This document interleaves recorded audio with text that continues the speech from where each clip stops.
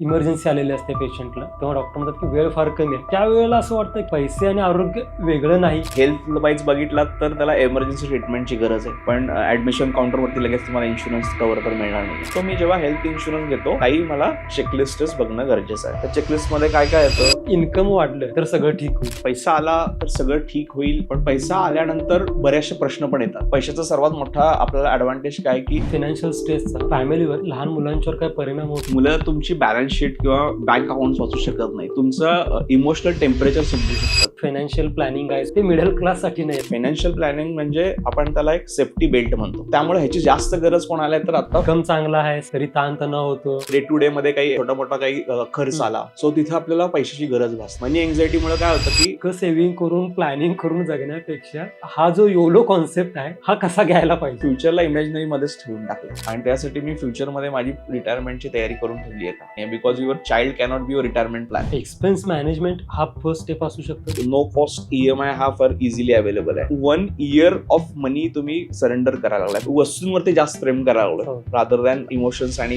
Bonding. 24 hours पर्यंत weight करा आणि नंतर मग डिसाईड करा तुम्हाला ते आता परचेस करायचं आहे. नो कॉस्ट EMI आणण्यामागचा एकच हेतू आहे की सेलरला सेल वाढवायचं आहे. फायनान्शियल्सना अनसर्टनिटी जेव्हा येते, only 31% of people can manage to create money in 30 days.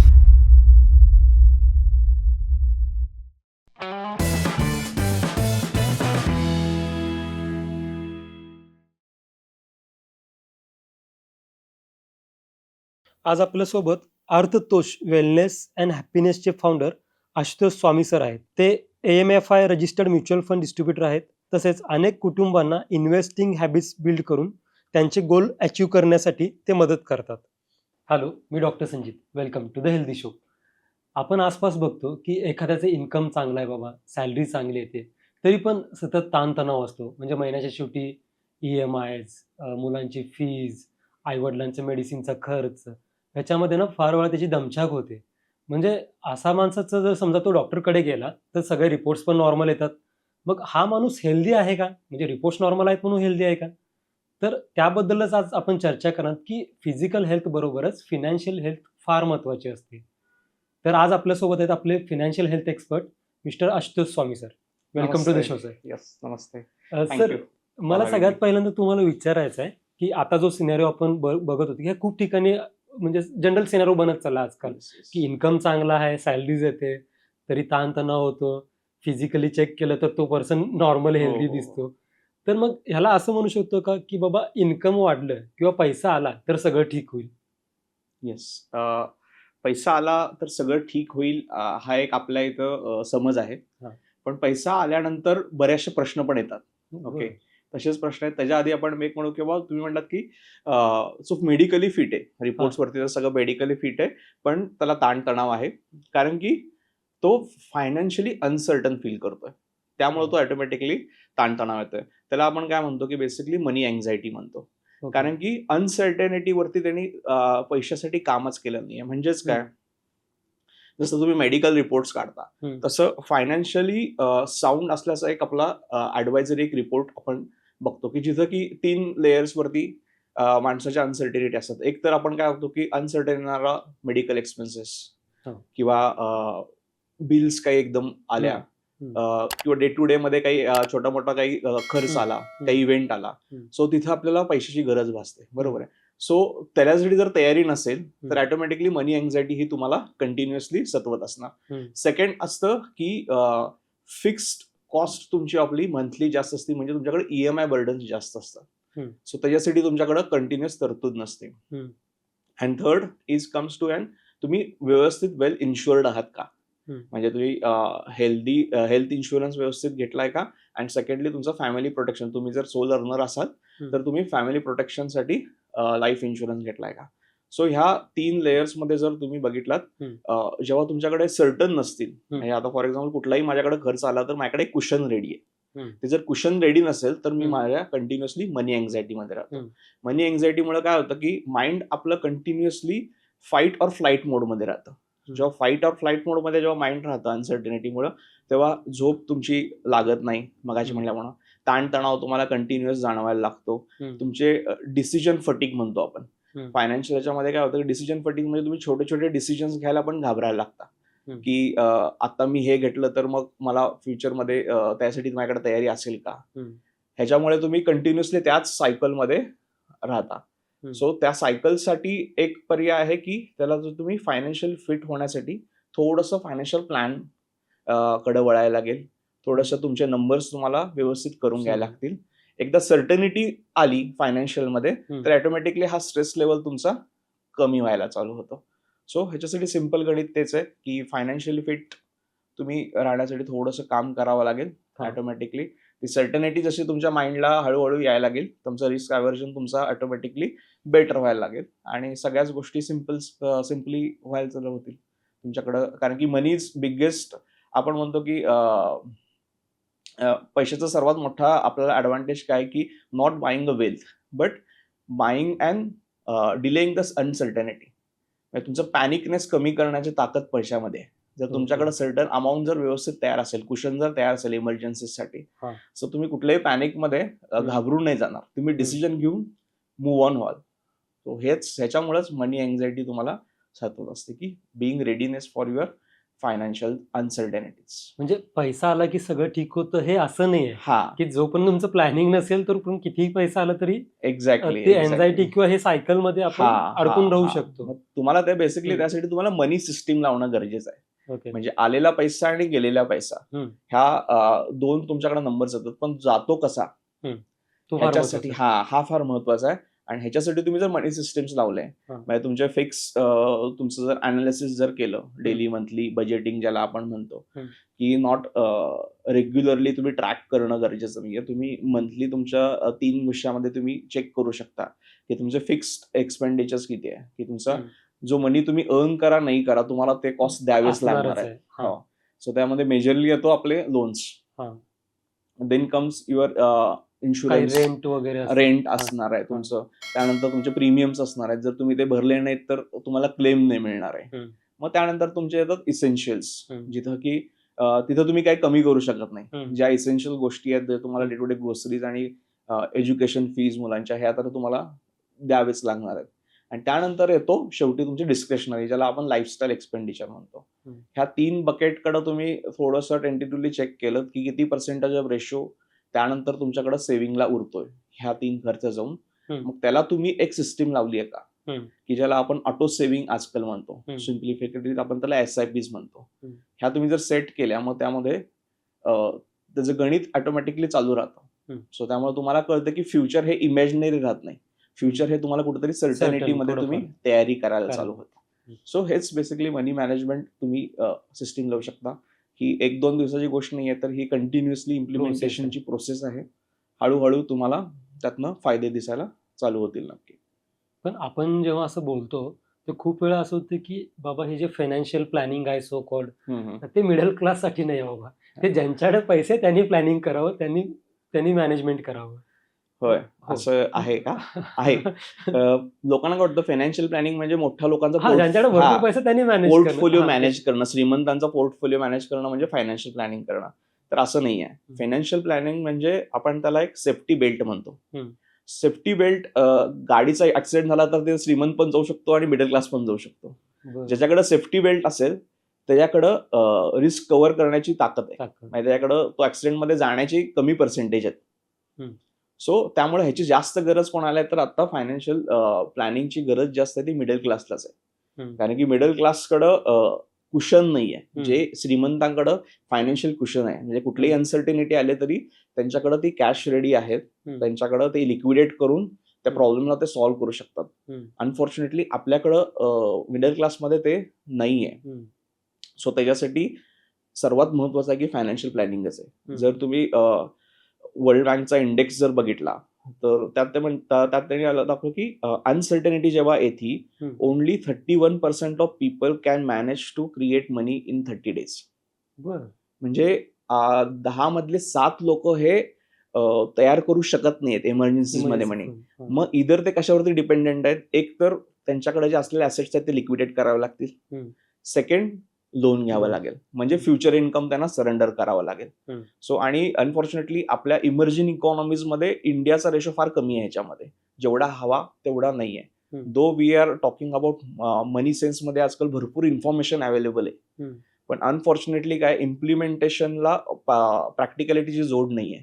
आपल्याकडे सगळे आज इन्फ्लुएन्सरमुळे आपल्याकडे भरपूर नॉलेज म्हणू शकत नाही, आपण त्याला इन्फॉर्मेशन म्हणू शकतो. बरोबर. सो त्यासाठी तुम्हाला सिस्टीम लावणं फार गरजेचं आहे, की आज मनी सेव्हिंग करणं म्हणजे रिटर्न चेसिंग इन्व्हेस्टमेंट करणं नाही आहे. मनी सेव्हिंग करणं म्हणजे तुमच्या एक स्टेप तुम्हाला तयार करणं आहे त्या इन्व्हेस्टिंगसाठी. त्यासाठी फायनान्शियल प्लॅनिंगची गरज आहे. फायनान्शियल प्लॅनिंग मध्ये तुम्ही सुरुवातीला जे बघता त्यात तुम्ही इन्व्हेस्टमेंट डिसिजन किंवा कुठला म्युच्युअल फंड घेऊ किंवा कुठला स्टॉक घेऊ हा नाही आहे. फायनान्शियल प्लॅनिंग मध्ये पहिलं आहे की माझी रिस्क कॅपॅसिटी कशी वाढवू, माझी अनसर्टनिटी मी कशी कमी करू, ह्याच्यावरती पहिली स्टेपवरती काम आहे. मग त्यानंतर येतं तुमचं बेसिकली गोल प्लॅनिंग म्हणतो आपण त्याला, की आपल्याकडे प्रत्येक ठिकाणी पैसे लागतात. सो ते शॉर्ट टर्म साठी पण लागू शकतात, मिड टर्म साठी लागू शकतात आणि लॉंग टर्म साठी लागतात. म्हणजे माझ्या 3 ते 5 वर्षामध्ये काही पैसे लागतील, काही 5 ते 7 वर्ष लागतील आणि काही 7 वर्षाच्या वरतीसाठी. सो या तिन्हीसाठी आपल्याला वेगळ्या पद्धतीनं सेव्हिंग आणि इन्व्हेस्टिंग करायला पाहिजे.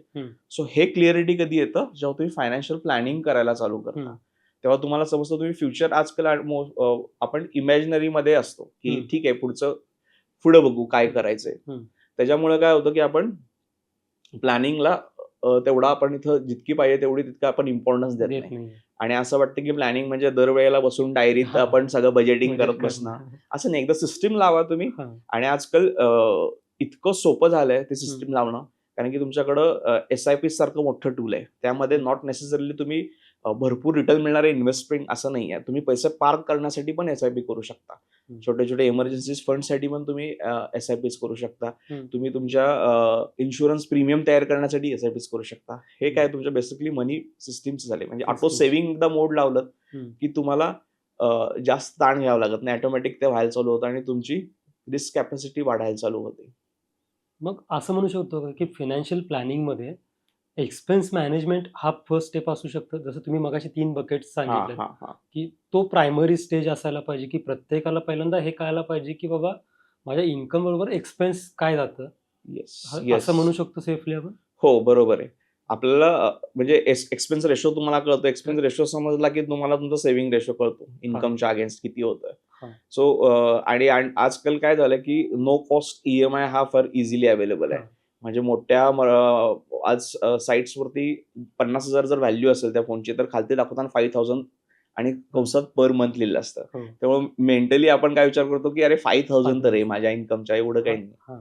पण 1 year ऑफ मनी तुम्ही सरेंडर करायला लागलाय. पुढचे 10 months तुम्ही सरेंडर करताय त्याच्यासाठी इन्कम तुमचं. म्हणजे तुम्ही अनसर्टनिटी आली तर तुमच्याकडं ऑप्शन्स नसणार आहेत. सो हे कधी होणार आहे की तयार तुम्ही जेव्हा बजेटिंग कराल आणि त्यात एक सिंपल एक सायकोलॉजिकल थिंग आहे की आपण त्याला डिलेड ग्रॅटिफिकेशन म्हणतो.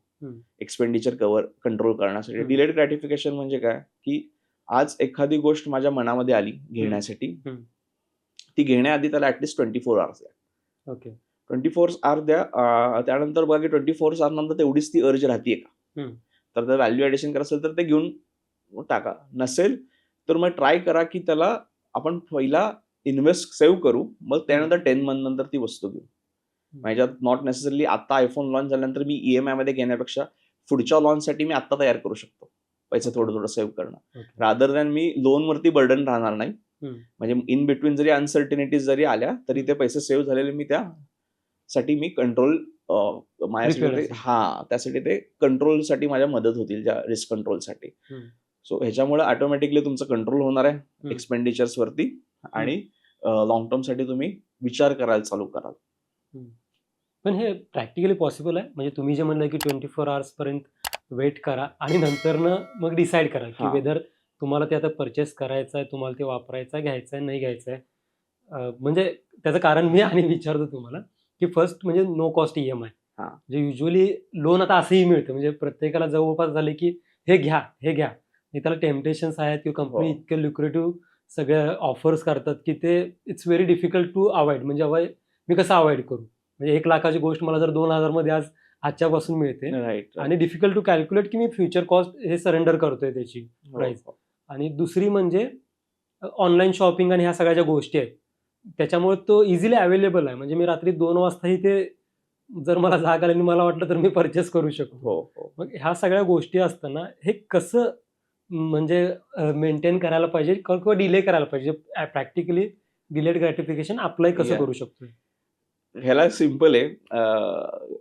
अप्लाय करणं म्हणजे काय होतं, की तुम्ही जेव्हा पहिला तुमची जगा मगाशी आपण म्हणलं प्लॅनचा भाग आहे तुम्हाला, तुम्ही एक्सपेन्स रेशो तुमचा बघितलात, की कितीपट हे तुमचा हम्म. एक्सपेंडिचर मंथलीच होतं. हम्म. त्याच्यावरून तुम्हाला अंदाज येतो, की माझा सेव्हिंग रेशो किती आहे. हम्म. मग तो इनफ आहे का माझ्या फ्युचरसाठी? जेव्हा हम्म. तो आकडा तुम्हाला समजतो, तर ऑटोमॅटिकली ह्याच्यावरती कंट्रोल यायला चालू होतं. Okay. की असं नाही की पैसे माझ्याकडे आहे तर सगळंच मी कंट्रोल ठेवू का, मी काहीच एन्जॉय करायचं नाही हा. का, ह्या फोमो मध्ये जे आपण म्हणतो त्याला की बाबा आहे तर पटकन घेऊन मोकळं व्हा. हा.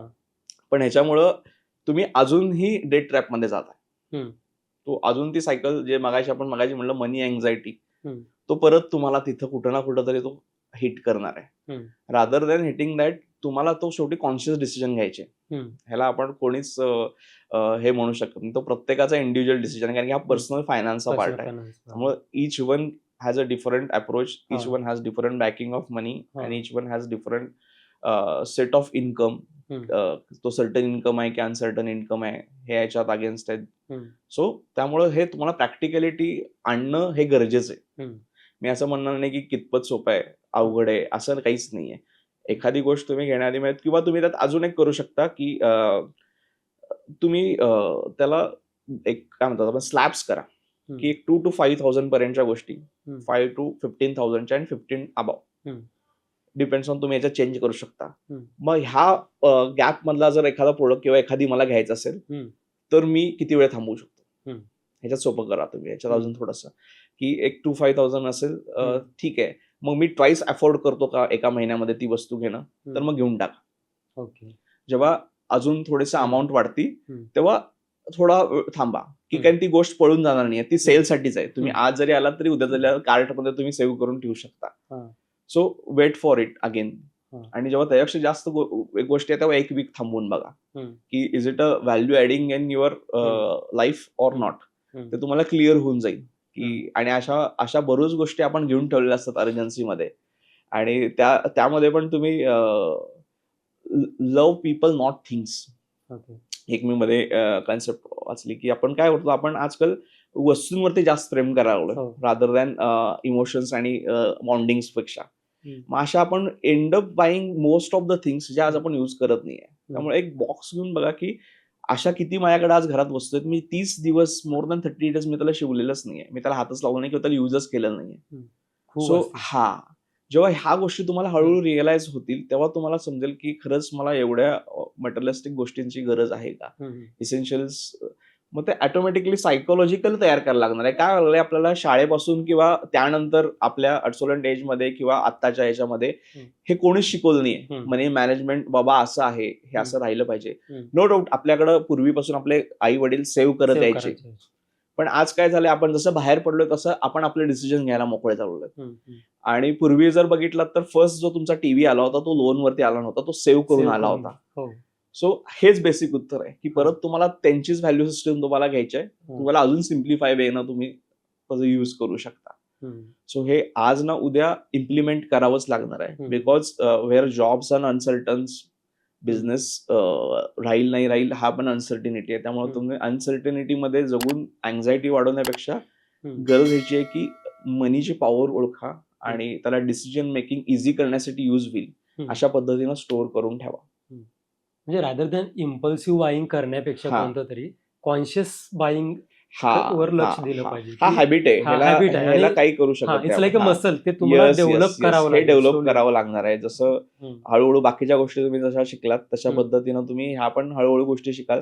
हा एक डेची प्रोसेस नाहीये की मी एक वस्तूची प्रोसेस नाही, मी ह्याला थांबवलं म्हणजे पुढच्या वेळेला येणार नाही. हे दरवेळेला येणार. दरवेळेला जेव्हा सेल येईल किंवा दरवेळेला तुम्ही बाहेर जाल किंवा दरवेळेला तुमच्या मित्राकडे ती वस्तू बघाल, तो इम्पल्सिव्हनेस कायम ट्रिगर करणार आहे.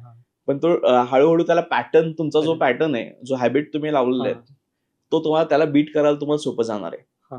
जसं मे बी असं करू शकतो आपण, समजा एखाद्या वेळेला आपण कोणती तुम्ही म्हटलं तशी एखादी जुनी म्हणजे वस्तू घेतली असेल आधी पूर्वीच्या वेळेला, ते घेताना तेव्हा छान वाटलं आणि नंतर ईएमआयच्या लक्षात अरे यार एक नसतं घेतलं तरी चालेल. एक्झॅक्टली. हे जे रिग्रेट आपल्याला जाणवत असेल ज्या वेळेला, तेव्हा हे ओळखायचं की बाबा हे आपल्यासाठी नव्हतं किंवा आता त्याची गरज नव्हती.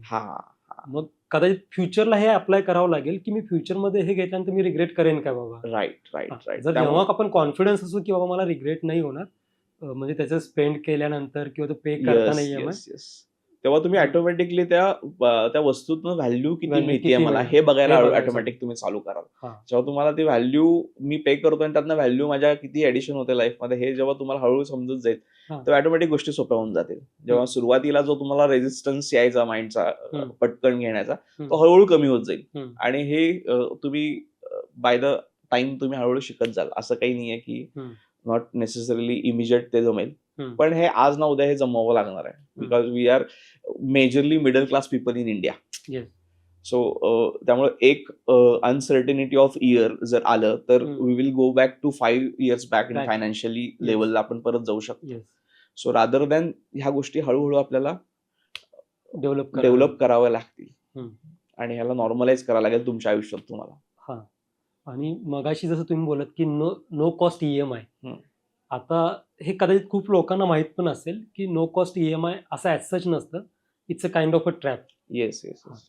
ते कसं एक्सप्लेन कराल तुम्ही की नो कॉस्ट EMI मध्ये कसं फसू नये ट्रॅपमध्ये? आता ह्याच्यामध्ये नो कॉस्ट EMI ला फसू नये म्हणजे काय, कोणी तुम्हाला फुकट बसले नाही. एनबीएफसी समजायला बँक फायनान्शियल इन्स्टिट्यूशन ह्या चालल्याच ह्याच्यावरती आहेत.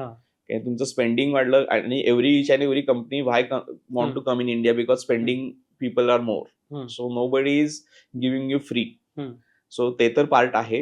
अगेन ह्याच्यामध्ये फायनान्शियल डिसिप्लिन मध्ये जर तुमच्याकडे क्रेडिट कार्ड असल्याशिवाय तुम्ही हे घेऊ शकत नाही मोस्ट ऑफ द टाइम. प्रत्येकाकडे क्रेडिट कार्ड आहेत. सो क्रेडिट कार्डचं स्पेंड जे आहे ते तुम्ही एक 30 to 40% पर्यंत ठेवा. कारण की ह्याच्यामुळे काय होणार, जेव्हा तुम्ही कंटिन्युअसली ओव्हर स्पेंड पण कराल क्रेडिट कार्डवरती तो तुमच्या सिबिलला एफेक्ट करणार आहे. कारण की समोरची कंपनी बघताना काय बघणार आहे, फायनान्शियल इन्स्टिट्यूशन तुम्ही डेटवरती फार डिपेंडंट दिसताय. तुम्ही ईच मंथला तुमचं लिमिट वाईप आउट करून टाकायला लागलेला आहे किंवा मोर ऑफ द 70 to 80% तुम्ही डेटवरती युज करताय. सो ऑटोमॅटिकली तो हॅम्पर तुमच्या सिबिलला पण होऊ शकतो आणि पर्सेंटेज ऑफ तुमचं फिक्स इन्कम खाऊ शकत आहे नो कॉस्ट EMI. तुमच्या जर इन्कमचा जर तो पर्सेंटेज खात असेल, म्हणजे जर तुम्ही एखादं नो कॉस्ट EMI म्हणाल की 5,000 असू दे, व्हॉट एव्हर जी अमाऊंट असते, प्रत्येकाच्या इन्कम वरती ते पर्सेंटेज ऑफ एक्सपेंडिचर व्हेरी करू शकतं. कोणाचं 1,00,000 असेल आणि 5,000 असेल तर त्याच 5% ऑफ द तुम्ही त्यात घेऊन ठेवलेलं आहे. मग तो तुमचा इन्कम खातोय ना, 5% ऑफ जे काय तुमच्या फ्युचरचं इन्कम खातोय ते तुमचं सेव्हिंग किती हॅम्पर करतंय, ते तुमचं इन्व्हेस्टिंग किती हॅम्पर करतंय हे पण बघा. मग ऑटोमॅटिकली तुम्हाला समजेल की मी ते पैसे त्या नो कॉस्ट EMI ला देऊ की ते सेव्ह करू बेटर वेनं. सो ह्याच्यात अजून थोडं सिम्प्लिफाय सांगितलं तर ह्याच पद्धतीने तुम्ही काम करू शकता ह्याच्यावरती. नो कॉस्ट EMI म्हणजे त्यांना सेल करायचा असतो, बिझनेस करायचा असतो. एक्झॅक्टली. आणि त्याच्या मागे ते थोडंसं तुमचं बिअर करतात. पण समजा 10,000ची वस्तू विकतात ना तुम्हाला, त्याच्याबद्दल क्वांटिटीवरती त्यांचं बेसिकली काम चालू आहे की मेजरली जर ते एक फिक्स कॉस्टने जर विकत असतील तर 10च वस्तू विकल्या जातात. सो नो कॉस्ट EMI ठेवल्यामुळे त्या 100 आणि 1000 गोष्टी इझिली विकत चाललेल्या आहेत. सो सेम गोज फॉर आज नो कॉस्ट EMI प्लस बघितला तर तुम्ही ऑटो लोन्स फार इझी झालेले आहेत. ऑटो लोन्स पण तुम्हाला इझिली आज मिळतात. त्याच्यामुळे काय वी आर लुकिंग ऍट की ऑन रोड 4 व्हीलर्स खूप वाढलेले आहेत. ऍस्पायरिंग लोक फार 4 व्हीलर्स मध्ये आपल्याकडे आहेत आणि ते इझिली लोन घेऊन कार्स घेऊन टाकतात. पण majority of the people are driving with a debt. They are driving on a debt. म्हणजे डेट वरतीच तुम्ही ते गाडी घेऊन फिरताय, पण किती वर्ष घेऊन फिरताय again that's a depreciating asset. मग ते तुमच्या अगेन इन्कमच्या किती पर्सेंटेज खातंय हे बघणं फार गरजेचं आहे. आणि नो कॉस्ट EMI आणण्यामागचा एकच हेतू आहे की सेलरला सेल वाढवायचंय आणि NBFC बँक फायनान्शियल्सना त्यांचा बिझनेस वाढवायचा आहे. हे दोघांनी कोलॅबोरेशन करून ते काम आणलेलं आहे, समोर सिम्प्लिफाय करून ठेवलेलं आहे की ते दोघांना पण एकमेकाची गरज आहे. आज एखादी वस्तू मी शेल्फ वरती जर माझ्याकडे 10 दिवस कंटिन्युअसली राहत असेल तर तो त्या सेलरचा पण कॉस्ट वाढत चाललाय. त्या वस्तूवरती त्यांनी इन्व्हेस्ट केली आणि त्याच्यातून त्याला रिटर्न्स इमिजिएट मिळत नाहीये. सो रादर दॅन ते 10 वस्तू सेल करण्यापेक्षा मी 100 विकतो आणि थोडासा कॉस्ट बेअर करतो आणि माझं पर्सेंटेज ऑफ प्रॉफिट पेक्षा मी पर्सेंटेज ऑफ क्वांटिटी सेल करून प्रॉफिट कमवतो. आणि NBFC ना काय मिळतं की तुम्ही एकदा तुम्हाला सवय लागली एखादी गोष्ट घेण्यासाठी आणि एकदा तुम्ही त्यांच्या कॉन्ट्रॅक्टमध्ये गेलात तर they are there for to fulfil another loans for you. Okay. की आज तुम्ही एक छोटं लोन तुम्ही जर घेतलात तर तुम्हाला ऑटोमॅटिकली बाकीचे लोन्स त्यांना द्यायचेच आहेत. हा. सो त्यांच्यासाठी वेलकम कार्पेट झालं तुमच्यासाठी.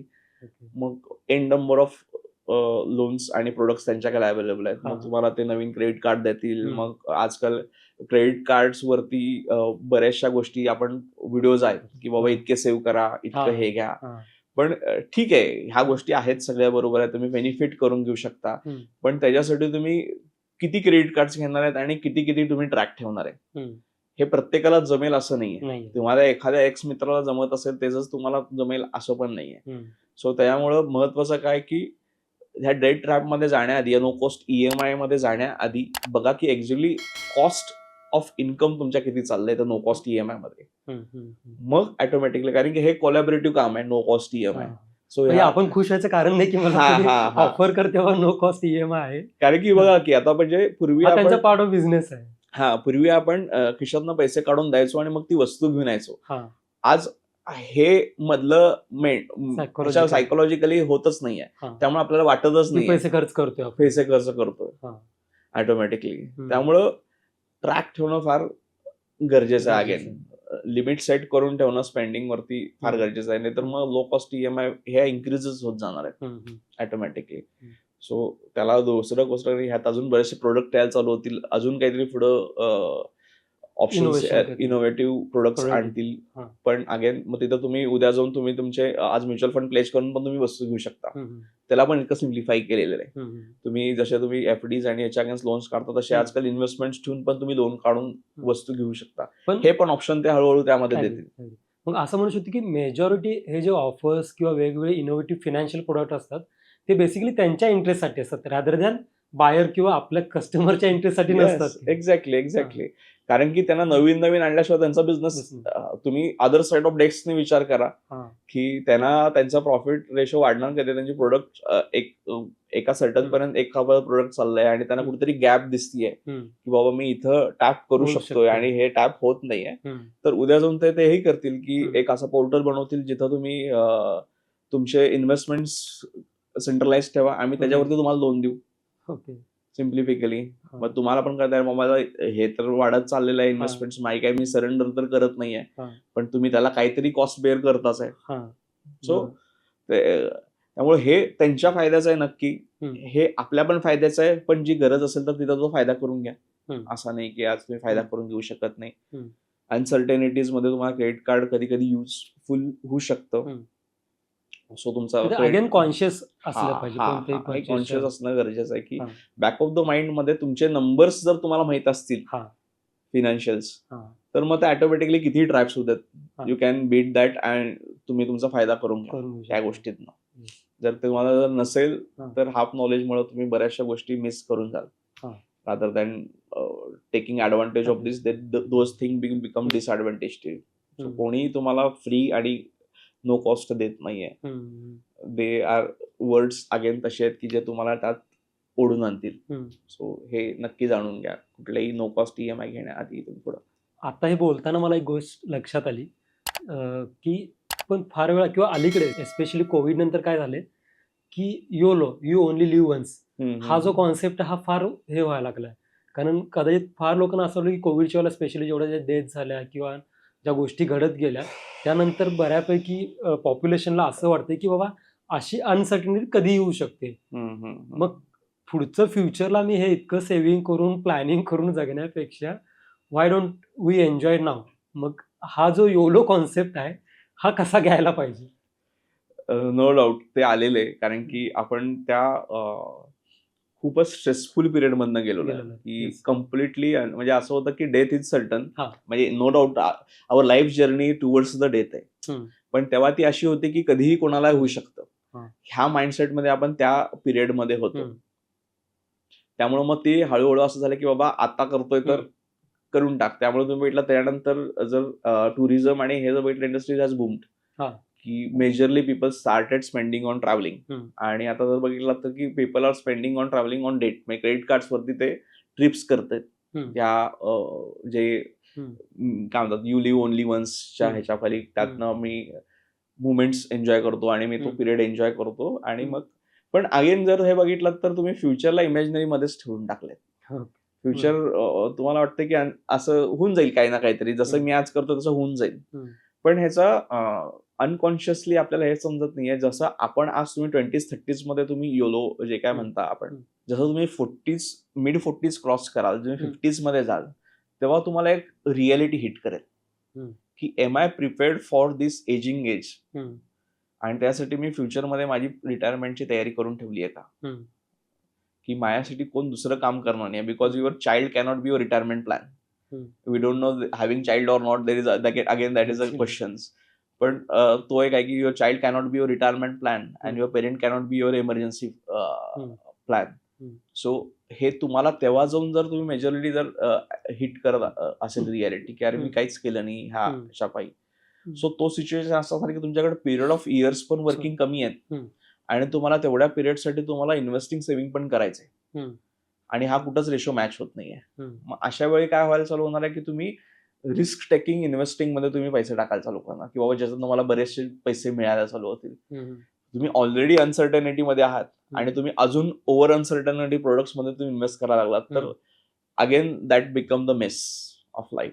सो येस, तुम्ही असं नाही की मिस आउट होऊ नका, पण कॉन्शियसली लाईफला फ्युचरच्या तुम्ही इमॅजिनरी मध्ये पण ठेवू नका. त्यामुळे प्रॉपर दोन्हीचा बॅलन्स साधणं फार गरजेचं आहे. की असं कोणी म्हणत नाही की तुम्ही पैसा आहे तर एन्जॉय करायसाठीच आहे, पण again prepare, invest, use and repeat, ह्याला आपण असं म्हणतो की prepare, invest, use and repeat. हे केलात तर तुम्ही कुठल्याच गोष्टीमध्ये टाइममध्ये अडकणार नाही. तुम्ही प्रिपेअर करताय तुमच्या स्वतःच्या बजेट, म्हणजे फायनान्शियली तुम्ही स्वतःला प्रिपेअर करताय, त्यासाठी तुम्ही सेव्ह इन्व्हेस्ट करताय, तुम्ही त्याचा यूज करताय, तुम्ही एन्जॉय करताय ते मनी आणि परत तेच रिपीट करायचे. इच अँड सिम्पल गोल्ससाठी तुम्ही रादर दॅन त्यामध्ये ठेवण्यापेक्षा तुम्ही जसं ह्याला सिम्प्लिफाय करा लाईफमध्ये की आय बेसिकली इन्व्हेस्ट, रिपीट, तुम्ही मला बेसिकली काम करा.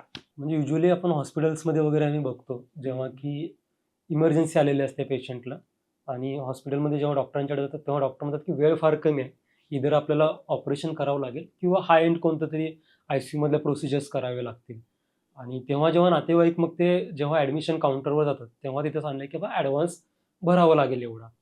मग त्यावेळेला असं वाटतं की बाबा पैसे आणि आरोग्य वेगळं नाही. बरोबर आहे. इथं दोन्ही गोष्टी वेगळ्या नाही आहेत. कारण की हेल्थ वाईज बघितलात तर त्याला एमर्जन्सी ट्रीटमेंटची गरज आहे. हो. आणि फायनान्शियल बघितलात तर त्याला इमिजिएट डिसिजन मेकिंगची गरज आहे की घ्यायचंय की नाही घ्यायचंय. घ्यायचा हाच एक ऑप्शन असतो की इमिजिएटली. मग त्याच्यासाठी तुम्हाला बेसिकली तुमच्याकडे ते तयार आहे का, कारण की बाकी सगळ्या गोष्टी ठीक आहेत, इन्शुरन्स आणि ह्या, पण ऍडमिशन काउंटरवरती लगेच तुम्हाला इन्शुरन्स कव्हर तर मिळणार नाहीये. डिसिजन मेकिंगला तुम्हाला इन्शुरन्स हेल्प करेल नो डाऊट, पण डिसिजन मेकिंग तुम्हाला इमिजिएट घेतोय, तो डिसिजन मेकिंगला टाइम कमी आहे तुमच्याकडं. सो हा डिसिजन मेकिंगला टाइम कमी, तुम्ही इझिली डिसिजन कधी घेऊ शकाल जर तुमच्याकडं एक प्रॉपर एमर्जन्सी फंड तयार आहे का. ह्यामध्ये आपण 3 लेअर मध्ये बघू ह्या गोष्टी की फर्स्ट तुमचा जो डिसिजन मेकिंग क्विक करेल ते आहे तुमचं एमर्जन्सी फंड. एमर्जन्सी फंड म्हणजे तुमच्या 3 to 6 मंथचा तुमच्याकडे एक इन्कम सर्टन तुम्ही तयार करून ठेवलेत की अशा सिच्युएशन जर आल्या तर मी ते मनी यूज करेल, म्हणजे माझे डिसिजन्स हे डिले होणार नाही आहेत. म्हणजे जे माझे ऍडमिशन फीज असतील, जे डिपॉझिट्स मला करायचे आहेत पुढच्या ट्रीटमेंटसाठी, ह्याच्या आणि म्हणजे बाकीच्या प्रोसिजर करण्यासाठी हा माझा पटकन डिसिजन घेऊन मी पुढे जाईल. आणि ह्याच्यामुळे काय होईल, तुमची जी फॅमिली आहे आणि तुम्ही आहे ते फोकस कराल त्या ट्रीटमेंट्सवरती, रादर दॅन फायनान्शियल स्ट्रेस घेऊन अजून त्रास होण्यापेक्षा तुमचा मेजॉरिटी ऑफ द पार्ट काय घेऊन जाणार आहे की डिसिजन मेकिंग तुमचा इझी होणार आहे, कारण की तुमच्याकडे एक एमर्जन्सी फंड तयार आहे. सेकंड लेअर मध्ये येतं की आपल्याकडे हेल्थ प्रोटेक्शन. आज हेल्थ प्रोटेक्शन मध्ये तुमच्याकडे सफिशियंट कव्हर आहे का, तुम्ही जी पॉलिसी घेतलीत त्याच्यामध्ये, आणि त्यामध्ये काय काय कव्हर आहे, कुठल्या डिसिजेस वरती कॅपिंग तर नाही आहे ना, ह्या सगळ्या गोष्टी क्लिअर झाल्या. आणि अप्रुव्हल जे काय येणार आहे त्यानंतर छोट्याशा पिरियड नंतर त्या अप्रुव्हल, जर कॅशलेस हॉस्पिटल असेल तर त्या अप्रुव्हल इथून तुम्ही रिक्वेस्ट टाकल्यानंतर तो अप्रुव्हल नंतर येणं. आणि ह्याच्यासाठी तुम्ही एक टू डू थिंग तुम्ही आज केली पाहिजे. बेसिकली हे जे तुमचे रेडी ठेवले पाहिजेत, जे काय तुमचे आज मेडिकल आणि ह्याचे जे पॉलिसीज आहेत, डॉक्युमेंट्स जे काय आहेत तुमचे, की बेसिक KYC डॉक्युमेंट्स म्हणा, आधार, ह्या गोष्टी आहेत ना, ह्या सर्टन तुम्ही तयार करून ठेवल्या पाहिजेत की घरातल्या कोणालाही ही इमर्जन्सी कधी येऊ शकते. जर त्यावेळेला धावपळ होणार नसेल, जर तुम्ही जर सोल अर्नर असाल आणि सोल डिसिजन मेकर असाल आणि सगळी माहिती तुम्हालाच असेल आणि जर तुम्हालाच जर काही झालं तर बाकीची लोक लवकर डिसिजन घेऊ शकत नाहीत कारण त्यांच्या हातात बऱ्याच गोष्टी नाही आहेत माहिती. सो हे त्यांना क्लिअरिटी असणं गरजेचं आहे. त्यांना क्लिअरिटी देऊन तुम्ही त्याचं एक प्रॉपर एक किट बनवून ठेवलं पाहिजे की बाबा हा हे माझे इन्शुरन्सेस आहेत आणि ह्या व्यक्तीला कॉल करा काही अनसर्टिनिटीमध्ये, this person can help you again this. मग तुम्ही हॉस्पिटलमध्ये जाऊन तुम्ही सांगाल तेव्हा ते ऍडमिशन करून घेतील आणि त्यानंतर तुम्हाला कॅशलेस असेल तर तुम्हाला ते कॅशलेस येईल, नसेल तर अगेन तुम्हाला रिइम्बर्स करून घ्यावं लागेल जर तो हॉस्पिटल जर त्या नेटवर्क हॉस्पिटलमध्ये नसेल तर. आणि त्यानंतर येतं की इन्कम प्रोटेक्शन. हेल्थ प्रोटेक्शन तर झालं. इन्कम प्रोटेक्शन म्हणजे काय, जर अशा अनसर्टिनिटी जेव्हा आयसीयू किंवा एखादं मेजर क्रिटिकल इलनेस काही झाला तर नो डाऊट तुम्ही काय 1-2-3 महिने किंवा त्यानंतर पण एक 6 मंथ्स म्हणा आपण इन्कम तर काय जॉब थांबणार आहे. तुम्ही जॉब करू शकत असाल, जर जॉब असेल तुम्हाला जसं पेईंग तर ठीक आहे की company is paying for you for not working. तर तुम्ही बिझनेस ओनर असाल किंवा आजकालच्या ह्याच्यात कुठं की एक लिमिटेड पिरियड असतो मेडिकलसाठी पण. सो अशा वेळी इन्कम प्रोटेक्शन तुमच्याकडे काय आहे तर तुम्ही त्यावेळेला जेव्हा तुम्ही इन्शुरन्स घेता त्यामध्ये तुमच्याकडे क्रिटिकल इलनेस सारखे काही रायटर्स तुमच्याकडे आहेत का की they will pay you at the kind of this treatments, की इथून तुमचं काय होईल की 6 मंथ to 1 yearचं तुमचं इन्कम प्रोटेक्शन तयार होऊन जाईल. त्यामुळे तुम्ही त्या स्ट्रेसमध्ये राहणार नाहीत की मी आज उठून झाल्यानंतर मी आता मग पुढचं कसं. सो ह्या 3 गोष्टी म्हणजे तुमचा इमर्जन्सी प्लॅन, सेकंड तुमचा हेल्थ जो प्लॅन आहे तो कव्हर अँड त्याचे कसा कव्हर करून घ्यायचा ह्याचं, आणि third one is and your income protection plan. So ह्या 3 गोष्टींवरती तुम्ही बेसिकली काम करा म्हणजे ह्या अनसर्टिनिटी जरी आला तरी तुम्ही इझिली डिसिजन घेऊन जो आलेला तुमच्याकडे प्रॉब्लेम आहे त्याला फेस करू शकाल तुम्ही easily with minimum mental stress. So mental stress कमी असेल तर ऑटोमॅटिकली रिकव्हरी तुमची फास्ट होणार आहे आणि तुम्ही कोणावरती डिपेंडंट राहायची तुम्ही कोणासाठी डिसिजन मेकर असाल तरी तुम्ही बेटर डिसिजन घेऊ शकता तुम्ही त्या पोझिशन मध्ये असाल म्हणजे फायनान्शियली आणि मेंटली तुम्ही प्रिपेअर्ड असाल. येस प्रिपेअर्ड असाल तर तुम्ही 100% ही प्रोसेस खूप इझी होऊन जाते. मग काही वेळा असं होणार नाही का की समजा एखाद्याने हेल्थ इन्शुरन्स घेतलाय बाबा, एस्पेशली इन्शुरन्स मधला हेल्थ इन्शुरन्स घेतलाय तर माझा सेक्युअर आहे, आता मला दुसरं काय करायची गरज नाही, असं होऊ शकतं म्हणजे स्पेसिफिकली मेडिकल इमर्जन्सी मध्ये. येस असं वाटतं बऱ्याच जणांना की बाबा मी हेल्थ इन्शुरन्स घेतलाय म्हणजे मी हेल्थी सेक्युअर झालो. असं नाही आहे. आजकाल काय की तुम्ही हेल्थ इन्शुरन्स घेताना सगळेच काय कव्हर होत नाही मेजॉरिटीली. छोटे मोठे आजकाल आहेत की बाबा 1 डे केअर पण कव्हर होतात, सगळ्या गोष्टी आहेत. पण त्यासाठी तुम्हाला मगाशी आपण म्हणल्याप्रमाणे की पटकन डिसिजन घेण्यासाठी तो डिले असतो, लगेच इन्शुरन्स तर तुम्हाला देणार नाहीये कव्हर. सो त्या डिलेसाठी तर तुम्हाला प्रिपेअर्ड असणं गरजेचं आहे. आणि मग सेकंड पार्ट येतो, मी जेव्हा हेल्थ इन्शुरन्स घेतो काही मला चेकलिस्टच बघणं गरजेचं आहे. त्या चेकलिस्ट मध्ये काय काय येतं की फर्स्ट ऑफ ऑल आपण बघतो की आजकाल क्लेम सेटलमेंट रेशो चांगला असेल तर मला बरं चांगली आहे म्हणजे कंपनी पॉलिसी चांगली आहे. मग सेकंड नंतर मग माझं डिसीज वाईज काही कॅपिंग नाही आहे ना, म्हणजे एखाद्या पर्टिक्युलर डिसीजला ट्रीटमेंट घेण्यासाठी एवढंच लिमिट त्या इन्शुरन्स मध्ये आहे का, नाहीये. तर माझा फुल्ली सम एश्युअर्ड माझ्याकडे आहे का. देन आफ्टर माझं काही कोपेमेंट आहे का, म्हणजे तुम्ही आणि तुम्हाला काही सर्टन खर्च द्यावा लागेल का, हे नसणं गरजेचं आहे. परत त्यामध्ये तुम्हाला नेटवर्क हॉस्पिटल तुम्ही ज्या Tier 3 मध्ये असाल किंवा मेट्रोमध्ये असाल ह्याच्यानुसार तुमच्याकडे तेवढा खर्च सांभाळेल एवढं मेडिकल हेल्थ कव्हर आहे का. तुम्ही पुण्या मुंबईत राहत असाल तर नो डाऊट तो तुम्हाला तेवढ्या एक्सने कव्हर वाढवावं लागेल तुमच्या इन्कमच्या ह्याच्यानुसार. जर तुम्ही Tier 2 Tier 3 मध्ये असाल तरी तुम्ही एक सर्टन थोडासा कमी घेऊ शकाल. तुम्ही असं नाही की एकदमच कमी होईल तो, पण थोडासा तुम्ही कमी घेऊ शकाल.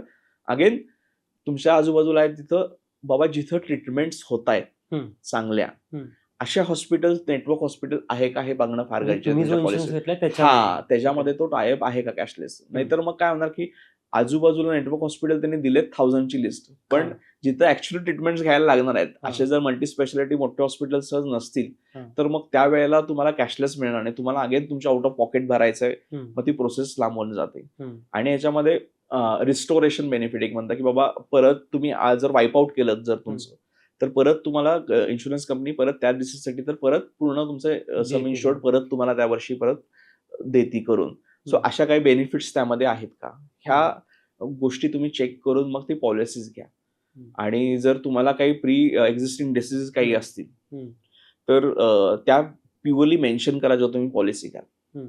कारण की काय होणार आहे की तुम्ही आता जर मेन्शन केल्या नाहीत हम्म. तर उद्या जाऊन तुम्ही जेव्हा ऍडमिट व्हाल तेव्हा तुम्हाला हिस्ट्री सगळीच सांगावी लागणार आहे. हम्म. सो तिथं फर्स्ट टाइमलाच तुमचं इन्शुरन्स Reject होईल. रिजेक्ट होऊन जाणार आहे. हो. आणि सेकंड थिंग आहे की मी पॉलिसी घेताना मला डिसीज हा. नव्हता आणि मी पॉलिसी घेतल्यानंतर मला बीपी डायग्नोज झाला किंवा हम्म. मला शुगर डायग्नोज झाली. हम्म. मग अशा वेळी एक तुम्ही तयारी करून ठेवायची की जेवढे काही मी त्या ट्रीटमेंटला घेतलेले डॉक्टरांनी मला जो काही सल्ला दिलाय त्या सगळ्याचा प्रूफ तयार ठेवणे. ओके. म्हणजे जेव्हा तुम्ही समजा जर झालात ऍडमिट काही पुढं मागून काही झालं तुम्हाला आणि तेव्हा तुम्ही सांगितलं की बाबा मला बीपी डायग्नोज झालेला आहे, मी औषध घेतोय, मग कंपनी पहिला विचारते की कधी डायग्नोज झाला. हा. आणि कंपनीला हे माहिती आहे तुम्ही हो. पॉलिसी घेताना तर नव्हती. हो. मग इन बिटवीन झालाय. मग बऱ्याच वेळा काय असतं की आपण काय डॉक्टरकडे जातो, प्रिस्क्रिप्शन घेतो, औषध घेतो आणि मोकळून जातो. मग त्यावेळी प्रूफ काय तुमच्याकडं? डॉक्युमेंटेशन तुमच्या बोलण्यावरती तर सत्य पकडू शकत नाही, ते ऑन पेपरच कुठेतरी पाहिजे आणि ते सर्टिफाईड बाय डॉक्टर पाहिजे. सो ते डॉक्युमेंट तुमच्याकडे तयार असणं फार गरजेचं आहे. म्हणजे तुम्हाला आपण त्याला टेक्निकली भाषेतून फर्स्ट डायग्नोसिस सर्टिफिकेट म्हणतो.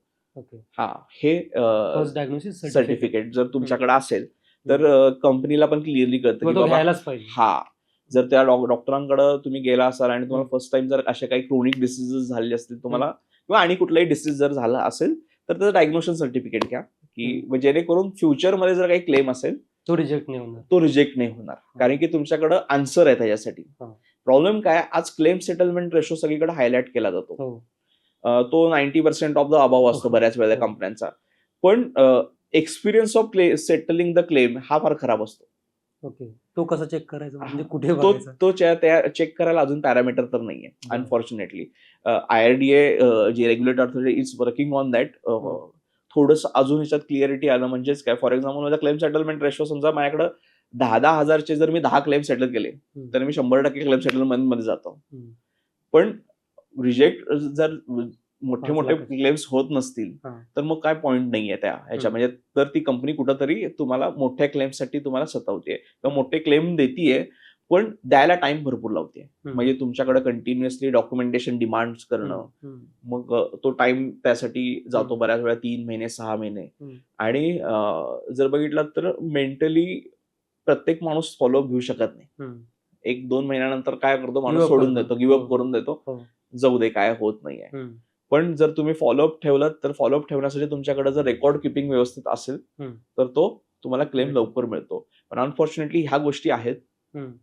त्यामुळे तो जो इन्शुरन्स जी कंपनी तुम्ही चूज करताय त्याचे हे एक्सपिरियन्सेस बघा की किती टाइम मध्ये सेटल होत आहेत, की त्यामध्ये अननेसेसरी डॉक्युमेंटेशन डिमांड तर होत नाहीये ना, किंवा होत असेल तर मग ती तयारी करून ठेवता. मग सांगितल्याप्रमाणे त्या पद्धतीने की आता हे वर्ल्ड असं आहे, you can control the controllables. तुमच्या कंट्रोलमध्ये ते तुम्ही कंट्रोल करू शकता. सो त्यासाठी तुम्ही यू शुड प्रिपेअर फॉर दिस. मग ह्या ड्यू डिलिजन्स हे तुम्ही सगळ्या फॅमिली मेंबर्सच्या करा. म्हणजे तुमचे सिनियर सिटीजन्स असतील आणि तुमचे जे काही तुम्ही असाल, तुमच्या मुलांचं असाल तर अगदी त्याच्या मी तर म्हणतो की फ्रॉम द बर्थ पासून सगळे त्याचे मेडिकल जेवढे काही कंडिशन्स हे सगळे तुम्ही रेकॉर्ड किपिंग करून ठेवा की आज ह्याची गरज आहे तुम्हाला. उद्या अजून आपण हेवीली आपण जर इन्शुरन्स वरती डिपेंडंट असू तर हे डॉक्युमेंटेशन तुम्हाला कधी ना कधी तर तुम्हाला युजफुल येईलच. नॉट नेसेसरीली मागतीलच, पण मागितलं तर तुमच्याकडे ते तयार असेल. त्यामुळं क्लेम सेटलमेंट म्हणजे काय, बेसिकली एक स्कोर बोर्ड आहे कंपन्यांचा या हेल्थ इन्शुरन्सचा. आणि क्लेम सेटलमेंट प्रोसेस म्हणजे हा एक्सपिरियन्स आहे तुमच्या क्रिकेट मॅचचा.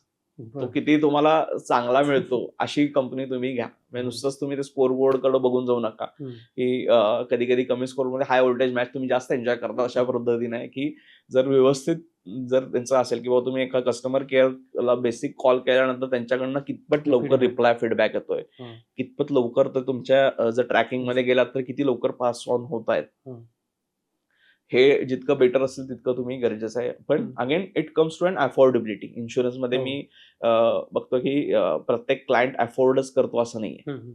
म्हणजे कधी कधी काय होतं की एक 10 लाखाच्या कव्हरला ए कंपनी आहे ती 10,000ला देत असते, बी कंपनी आहे 15,000ला देत असते, सी कंपनी डायरेक्ट 30,000ला देत असते. मग इथं मी कुठली पॉलिसी घेऊ? बरोबर. मग इथं काय होतं की ती घ्या जी तुम्ही अफोर्ड करू शकत असाल.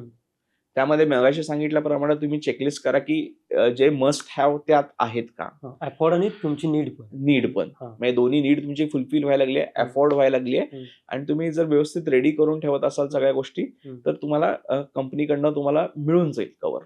पण जर तुम्हाला जर एक 30,000 जी घेते ती त्याचं काहीतरी ऍडव्हान्टेज असणार आहे, काहीतरी एक्स्ट्रा ऍडव्हान्टेज आहे, त्यामुळे ती घेत असेल, ते प्रोसेस ती फास्टर करून देत असेल. पण असं नाहीये की ती महाग आहे म्हणून मी ती घेतली आणि दरवर्षी मला प्रीमियम भरायचं बर्डन जर जाणवत असेल तर मग ती कंटिन्यू होणार नाही पॉलिसी. सो रादर दॅन मी काहीच इन्शुअर्ड न राहण्यापेक्षा पॉलिसी घेणं फार गरजेचं आहे. आणि पॉलिसी घेतल्यानंतर त्याला कंटिन्युअसली रिन्यू करत राहणं. आणि रिन्यू करताना तुमच्याकडे एक ऑप्शन असतो पोर्टेबिलिटीचा. जर तुम्हाला वाटलं असेल की ह्या इन्शुरन्समध्ये काही लिमिटेशन्स मला जाणवत आहेत आणि जे बाकीच्या कंपनी अजून मला याच्यात बेनिफिट देते याच्यामध्ये मला थोडेसे जर पैसे पे केले तर मग तुम्ही तेव्हा पोर्ट करून घ्या. म्हणजे दरवर्षी तुम्ही पॉलिसी रिव्ह्यू करणं गरजेचं आहे की मार्केटमध्ये काही नवीन आलेले आहेत का, म्हणजे जे पूर्वी नव्हते आणि ते आता ऍडिशनल बेनिफिट्स आलेले आहेत का पॉलिसीजमध्ये. ह्याच्यामुळे काय होतं की जो तुम्ही इयर ऑफ इन्शुरन्स घेतलेला आहे तो आहे तेवढा कंपनी कंटिन्यू करते. म्हणजे याच्यामध्ये तुम्हाला नेक्स्ट इयरला जे तुमचं प्रेझेंट लिमिटेशन किंवा म्हणतात की आपण म्हणतो त्याला की कूलिंग पिरियड जो असतो तो तुमचा तिथं काउंट केला जातो. म्हणजे 2-3 इयर्सचा जो वेटिंग पिरियड ज्याला आपण तो कन्सिडर होतो, कारण की तुम्ही 2 वर्ष त्या वेगळ्या पॉलिसीमध्ये घातलेले आहेत. हे अगेन IRDAने हे नियम बनवलेला आहे, त्यामुळे प्रत्येक कंपनीला हा ऍप्लिकेबल आहे. त्यामुळे तुम्ही A कंपनीमधनं B कंपनीमध्ये स्विच करू शकता at the time of renewing. त्यामुळे हे नक्की बघा दरवर्षी की काही माझ्याकडं नवीन ऑप्शन्स चांगले आलेले आहेत का, मी ते घेऊ शकतो का. आणि आता अगेन GST जर कमी झाल्यामुळे तर तुमचा थोडासा बर्डन कमी झालाय, त्यामुळे जर तुम्ही पूर्वी कव्हर कमी घेतला असाल तर थोडासा कव्हर वाढवूनही घेऊ शकता तुम्ही, जर तुम्ही फुल्ली इन्शुअर्ड नसाल तर त्यामध्ये. आणि अगेन त्यामध्ये रायडर्स उगाच अननेसेसरी रायडर घेण्यात काही पॉईंट नाही आहे. जे इसेन्शियल रायडर घेतला तर तुमचं अगेन अफोर्डेबिलिटी तुमच्याकडे येते. म्हणजे फॉर एक्झाम्पल जर समजा एखादी व्यक्ती असेल एक 25,000 ते 30,000च कमवतीये आणि तर त्याला ह्या सगळ्या फीचर्सनी मिळून जर 25,000-30,000च जर प्रीमियम येत असेल तर त्याला ते अफोर्डेबल नाहीये. मग काही ठिकाणी मग तुम्ही छोट्या मोठ्या गोष्टीमध्ये कॉम्प्रोमाइज करू शकता की काही ठिकाणी तुम्ही रूम लिमिट कॅपिंग म्हणा किंवा अशा ज्या काही गोष्टी आहेत की बाबा इथं माझी इसेन्शियल नीड पूर्ण होतीये, माझं सेव्हिंग प्रोटेक्ट होत आहे, पण मला पॉलिसी घेणं गरजेचं आहे. मग एक अनालाइज करून तुम्ही एक व्यवस्थित बेसिक पॉलिसी पण तुम्ही घेऊ शकता रादर दॅन अनइन्शुअर्ड राहणं. त्यामुळं आजकाल ड्यू डिलिजन्स फार महत्वाचा आहे. तुम्ही डॉक्युमेंट किपिंग फार महत्वाचं आहे हेल्थ इन्शुरन्स मध्ये जाताना. हळूहळू पुढे जाऊन सिम्प्लिफाय होतील, अजून क्लिअरिटी येत जाईल नो डाऊट आपण, पण गरजेचं आहे की इन्शुअर्ड असणं. आणि same thing happen for your life insurance also. तिथं पण तुम्ही व्यवस्थित ड्यू डिलिजन्स करून घेणं गरजेचं आहे. तो मगाशी जो प्रीमियमचा डिफरन्स म्हटला की एक्झाम्पल मध्ये देताना आपण बोलू की 10 लाखाला 10,000 कोणीतरी प्रीमियम चार्ज करत असेल एखादी कंपनी आणि एखादी 30,000 करू शकते. तो जो एक्स्ट्रा जो घेतात त्याच्याबद्दल जे एक्स्ट्रा बेनिफिट्स किंवा काय फीचर्स देत असतील बरोबर, तर ते असे असतात म्हणजे की रूम कॅपिंग नाही आहे, मग कोणताही प्रायव्हेट AC घेऊ शकता वगैरे अशा गोष्टी. आणि मग त्या जर तुम्हाला सूट होत असतील, गरजे असतील तरच तुम्ही घ्या, अदरवाईज ते तुम्ही एक्झॅक्टली हे करू शकता की तिथे तुम्ही म्हणजे सेव्ह करू शकता. Yes exactly. म्हणजे तुम्ही हे कन्सिडर करायला पाहिजे. अब्रॉडला जाऊन तुम्हाला जर घ्यायचे नसतील ट्रीटमेंट्स तर ते तशा रिलेटेड फीचर्स असतील तर तसे ते घ्यायला जाऊ नका. की जे बेसिक इसेन्शियल फीचर्स आहेत ते बघा आणि ती कंपनीची प्रोसेस किती व्यवस्थित आहे का, त्याचं मार्केटमध्ये रिव्ह्यूज कशी आहेत हे बघा. आणि मग तुम्ही मग तो काइंड ऑफ अफोर्डेबल इन्शुरन्स बनू शकतो. अफोर्डेबल इन्शुरन्स घेणं फार गरजेचं आहे की रादर दॅन हाय पेईंग इन्शुरन्स घेऊन. आणि कसं होतं की आपल्या इथं अजून इन्शुरन्सला पण रिटर्न नाही बघितलं जातं की मी दरवर्षी 20,000 घालतोय पण त्यातनं काहीच मिळत नाही मला. अरे पण एखादा इयर असं येईल की ते तेवढ्या वर्षाचं तुमचं सगळं जे काय आहे आणि प्लस तुमचं सेव्हिंग पण प्रोटेक्ट करेल. म्हणजे हा काय म्हणतो आपण, हा अनसर्टेनिटी क्लिअर करण्यासाठीच आहे. हे तुम्हाला रिटर्न्स देण्यासाठी आपण इन्शुरन्स घेत नाहीये. सो ते फार क्लिअर करणं गरजेचं आहे की हेल्थ इन्शुरन्स हा तुमच्या रिस्क प्लॅनिंगचा पार्ट आहे, नॉट नेसेसरली तो तुमच्या इन्कम अर्निंगचा पार्ट त्याला बनवू नका. किंवा असं खुश म्हणजे वाईट नाही वाटायला पाहिजे की बाबा मला हेल्थ इन्शुरन्स घेता नाही आला. म्हणजे लोकांना हे कळायला पाहिजे की अरे गुड, इट्स गुड ना की तुम्ही आजारी नाही पडलात. होय, त्यामुळे होय. तुम्हाला हेल्थ इन्शुरन्स एक्झॅक्टली गरज एक्झॅक्टली नाही लागली. असणं कधीही हा, गरजेचं आहे, हा. पण पण तो त्यासाठी वेस्ट गेला. हा वेस्ट गेला उलट चांगली गोष्ट आहे. हा. ते तुम्हाला लागलेलं नाहीये. हम्म. सो त्यामुळे आणि अजून एक म्हणजे तर बऱ्याच वेळा कॉर्पोरेट तुम्हाला इन्शुरन्सेस देतात. हा. कॉर्पोरेटचे इन्शुरन्स Corporate कव्हर cover. असतात, पण त्याच्यामध्ये लिमिटेशन म्हणजे त्यात लिमिटेड कव्हर असतो, हा. किंवा मग तुम्हाला परत तुम्हाला हाय प्रीमियम भरून मग तुम्हाला कव्हर वाढवून घेता येतो. हा. पण हे तिथपर्यंत आहे जिथपर्यंत तुम्ही त्या कंपनीमध्ये एम्प्लॉईड आहात. बरोबर. त्यामुळं नंतर काय होतं की जरा मला काही बेसिक काही डिसीज झाला, माझे काही ऑपरेट्स झाले, हम्म. तर कंपन्या डोर क्लोज Door. करतात तुम्हाला इन्शुरन्स देण्याचं, किंवा डोर ओपन पण करतील. काही आहेत की जिथं तुमच्या हार्ट सर्जरी झाल्या तरी तुम्हाला इन्शुरन्स कव्हर देतात, पण अगेन इन्शुरन्स कॉस्ट फार जाते तिथे, हम्म. आणि परत मग क्लेम वेळी भरपूर इश्यूज येऊ शकतात, हम्म. कारण की तुम्ही ऑलरेडी बऱ्याचशा गोष्टींमधनं गेलेला असता. हम्म. सो रादर दॅन तुम्ही 40s नंतर जर तुम्ही विचार करण्यापेक्षा तुम्ही अर्लीच जितका तुम्ही इन्शुअर्ड घेऊन ठेवाल, बेसिक का असेना, तो तुम्हाला हेल्प कमी. करेल, कारण की तो कंटिन्यू तुमच्यासोबत राहील. सोबतच. म्हणजे तुमच्या ज्या ओल्ड एज मध्ये, नेक्स्ट एज मध्ये इन्शुरन्स हा, कारण की मेजरली जर बघितलं तर मेडिकल इन्फ्लेशन हे फार वाढत. फास्टर वेनं वाढलेलं आहे. हम्म. सो मेडिकल इन्शुरन्स असणं फार गरजेचं आहे, हम्म. जो की तुमचं ते इन्फ्लेशन नुसार तुम्हाला हेल्प करेल. त्यामुळे तुमचं जसं जर इन्कम वाढलं आणि तुम्हाला वाटलं की बाबा हाताचा कव्हर आहे तो आत्ताच्या मेडिकल एक्सपेन्सेसला मॅच होत नाहीये, तर मग सो revise करायला तो पाहिजे. थोडंसं रिवाइज करण्याची पण गरज आहे. हम्म. की एवढाच कव्हर घेतला, मी 5 लाख घेऊन ठेवला आणि त्याच्यावरती मला बोनस मिळतोय, हम्म. पण तो बोनस वन टाइम आहे. हम्म. सो त्याच्यानंतर जो येणार आहे तुमचा बेसिक सम एश्युअर्डच कामाला येणार आहे. Okay. त्यामुळे बोनसवरती तुम्ही भुरळून जाऊ नका की बाबा ही कंपनी मला एवढा एक्स बोनस देतीये. हा. नो डाऊट चांगली गोष्ट आहे की एखादा मोठा डिसीज एखादा आयुष्यामध्ये येतो, त्यावेळेला ते बोनस तुम्हाला युटिलाइज होऊन जातं. पण अगेन त्यासाठी सम इन्शुर्ड पण व्यवस्थित असणं गरजेचं आहे. तो अगदी लिमिटेड असला तर मग पुढे जाऊन, कारण की एक्सपेंडिचर इन्फ्लेशनला मॅच करणं एवढा तुमच्याकडे जर तयार असेल, फार महत्वाचं आहे. त्यामुळे अंडर इन्शुर्ड असण्यापेक्षा व्यवस्थित कव्हर्ड असणं फार असण्यासाठी मग तुम्ही तुमचे फायनान्शियल कॅल्क्युलेशन करून तो डिसिजन घेऊ शकता. आपण मगाशी बोलत होतो तेव्हा आपण इमर्जन्सी फंड बद्दल बोललो. हा. पण हा इमर्जन्सी फंड आहे तो एक्झॅक्टली, म्हणजे समजा आपल्याकडे इमर्जन्सी फंड ठेवायचा आहे तर तो कुठे मनी पार्क करायला पाहिजे? म्हणजे सर्टन काही बाबा तो गोल्डमध्ये इन्व्हेस्ट करायला पाहिजे, किंवा तो FDs मध्ये करायला पाहिजे, किंवा तो म्युच्युअल फंड्स मध्ये करायला पाहिजे. मग त्याला पण काय एक साधारण क्रायटेरिया असतं की better to invest in this, पैसे ह्याच्यामध्ये इन्व्हेस्ट करा की जो आपल्याला इमर्जन्सी फंड म्हणून वापरता येऊ शकतो. आता नावातच आहे इमर्जन्सी फंड, म्हणजे तो सेव्हिंग अकाउंट मध्ये ठेवायला पाहिजे. इमर्जन्सी आल्या मला लिक्विडेट करता येण्यासारखा माझा फंड आहे. पण तुम्ही म्हणलात की सेव्हिंग अकाउंट मध्ये ठेवायला पाहिजे, पण काय होतं सेव्हिंग अकाउंट राहिलं की तो राहत नाही. हा बऱ्याच जणांचा इश्यू असतो की माझ्या सेव्हिंगला राहिला तर ते पैसे कधीही घेऊन जातील. सो मग ह्याच्यासाठी तुम्ही एक करू शकता, जर तुम्हाला समजा तुमचा एक 3x तुमचा इमर्जन्सी फंड एक 2.5 लाख येत असेल, तर त्याला एक 2 हिश्श्यामध्ये तुम्ही डिवाइड करून ठेवू शकता. म्हणजे त्यातली एक 20 to 30% अमाऊंट तुमच्या सेकंड सेव्हिंग अकाउंट मध्ये ठेवा, म्हणजे तुम्हाला इमिजिएट ऍक्सेसेबल आहे. मग सेकंड ऑप्शन येतो, तुम्ही गोल्डला तर अजिबात जाऊ नका, कारण की gold is an volatile asset again. मग त्या वेळेला तुम्हाला लिक्विडेट करत बसा, तुम्हाला वेळ नसणार आहे इमर्जन्सीला. So gold is not an option. बाकीच्या कुठल्याही ॲसेटला not an option. Mutual fund मध्ये पण बरेचसे ऑप्शन्स आहेत जिथे तुम्ही लिक्विड फंड्स म्हणूनच आहेत, किंवा ओव्हरनाईट फंड्स म्हणून पण आहेत, काही अल्ट्रा शॉर्ट फंड्स म्हणून पण आहेत. तिथं तुम्ही हे पैसे टाकून ठेवू शकता थोडेसे. तिथं रिटर्न चेस करणं हा उद्देश नाही तुमच्या. ते पण व्होलाटाईल नसतं. ते व्होलाटाईल असतं, पण त्याचा रिस्क तेवढा नसतो हाय व्होलाटाईलचा. तो सेक्युअर्ड बॉन्ड्स मध्ये इन्व्हेस्ट करतो. त्यामुळं जसे तुमचं सेव्हिंग अकाउंट आहे किंवा FDचे जसे आहेत त्या पद्धतीनं त्याचे रिटर्न्स हळूहळू जनरेट होत जातात. पण अगेन ह्याला मी कधीच म्हणत नाही की तुम्ही रिटर्न जनरेट करण्यासाठी बघा इमर्जन्सी फंडला, की अशा ठिकाणी पार्क करा की तो सेफ पण राहील आणि लिक्विडेटही करता येईल.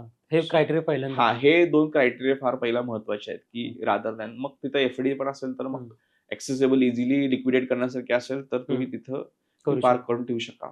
फिनान्शियल स्ट्रेस जेव्हा असतं तर त्याच फिनान्शियल स्ट्रेसचा फॅमिलीवर, एस्पेशली लहान मुलांच्यावर काय परिणाम होतो त्याचा घरामध्ये? हो, येस.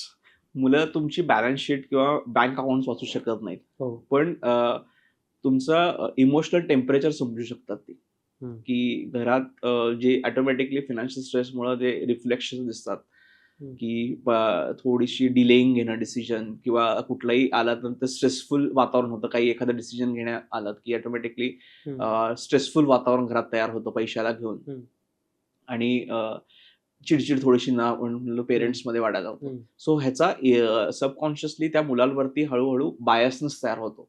तो पुढे जाऊन त्याच्या फ्युचरमध्ये त्याला दिसतो की त्याला असं वाटतं की लॅक ऑफ मनी हा राहतोच म्हणजे कायमच, की त्याला वाटतं की पैशाची कमतरता ही राहतेच आयुष्यभर.